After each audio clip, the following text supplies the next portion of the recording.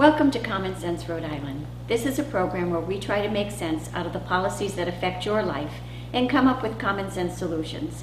I'm Representative Patricia Morgan, and we have with us today Mike Cerullo, who is a therapist and has been very involved in a What's Your Rush Rhode Island movement.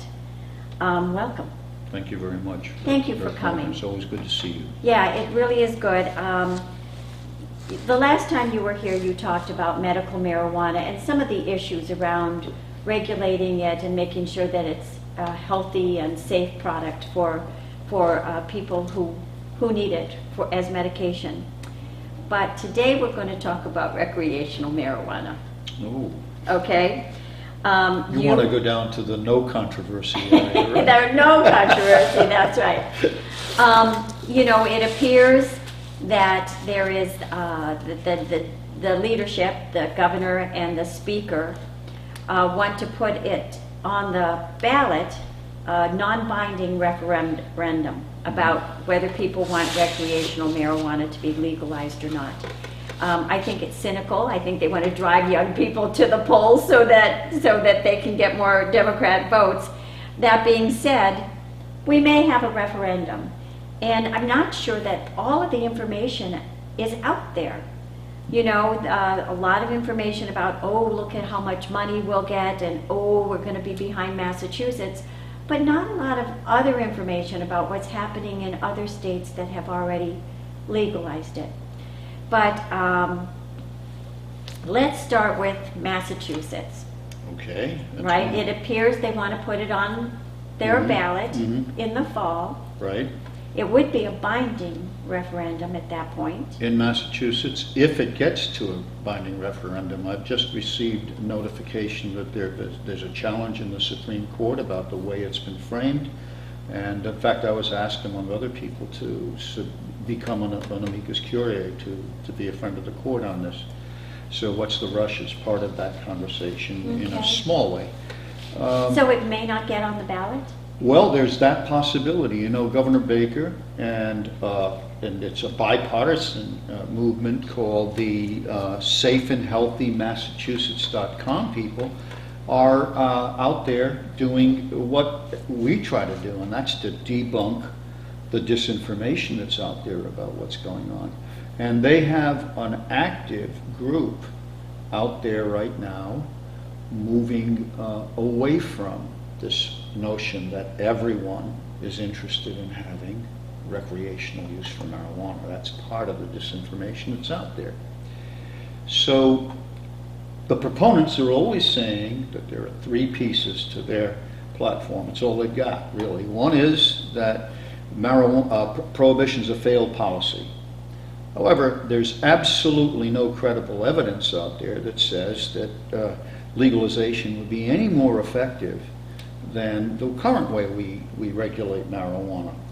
In fact, there's a lot of evidence from places like Colorado that are saying it's not been better, it's been less effective, but that's... So let me stop you there and explore that a little bit more. So it's a failed policy in that people are still getting marijuana, they're still getting illegal drugs. Right. Right, isn't that what they're saying? That, yes, they're not going to a store and buying it, but they are still buying it.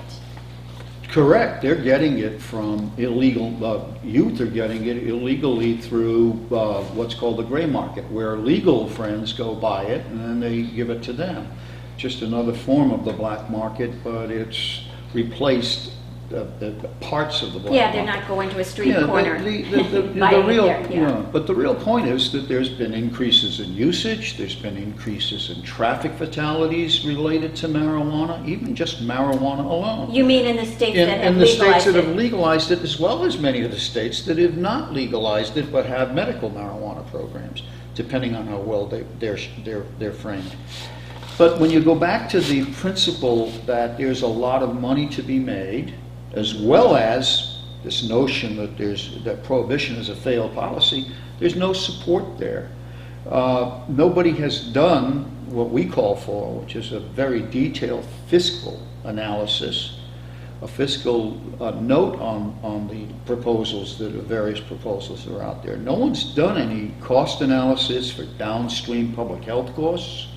No one's identified the regulatory costs. For example, at the AG conference a couple of weeks ago, some folks from Colorado reported that they started out with 15 FTEs to regulate the full-time employees. Yeah, and now, full-time employee, this year's budget, they've already increased it with a supplemental to 70. Now there's 115, I believe, oh my God, in the budget. That's a increase. tenfold increase. And we don't even have an FTE assigned to medical marijuana alone here. They're not making... Sure, I yeah. think is there even one whole person at No, Department they're of not. Health? There is not. They are hijacking the very people who are responsible for licensing and monitoring doctors, barbers, myself, and other therapists. That is not the priority for the people who are currently assigned to getting medical marijuana licenses. Medical marijuana licenses have become the priority because of the way the General Assembly framed the legislation initially, in terms of how quickly you have to approve Sure. a medical marijuana card. So, prohibition, well, prohibition so far appears to be more effective than legalization Because it really out did there. hold down the growth. It does, of it problems. does, it controls It it. does, If you, yeah. if you take a look at the 10 most used, the most recent numbers on the 10 states that are at the top of the list, way above the national average for last month reported use by adolescents and college-age students, you'll find that all 10 of them are either legalized states or medical marijuana states or decriminalized states, whereas the 10 lowest don't have any of those. That is clearly All right, so an indication hang on. that legalization so in the isn't... states that have legalized it, decriminalized it, or put in medical marijuana, you have a higher number of adolescents, college kids, Reporting, adults right. using marijuana. So let's use a specific 2 examples. The national rate for adolescents, 12 to 17, is 7.22% for the last 2 years National reported. average, all right, National average. 7.25%. Right. In Colorado, it's 12.56. In Rhode Island, it's 10.69.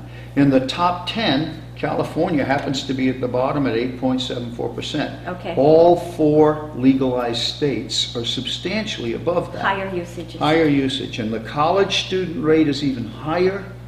And And so those that, that's a big problem.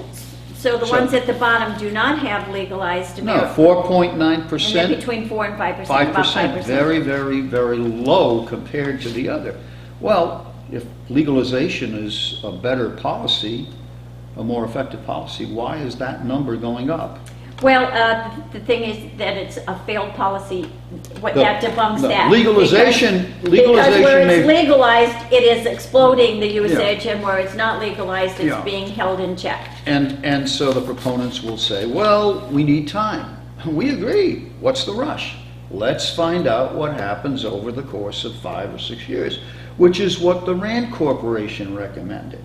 Well, When- and I'll be honest with Yeah. you, if we're thinking about the health Mm-hmm. and mental effects of drug usage, and marijuana is a drug, Mm-hmm. right? It changes your brain. Then maybe we want to keep it down until we find out what the effects are. But listen, we're going to Mm-hmm. Sure. take a break right now, Okay? and we're going to come right back. There's more to talk about.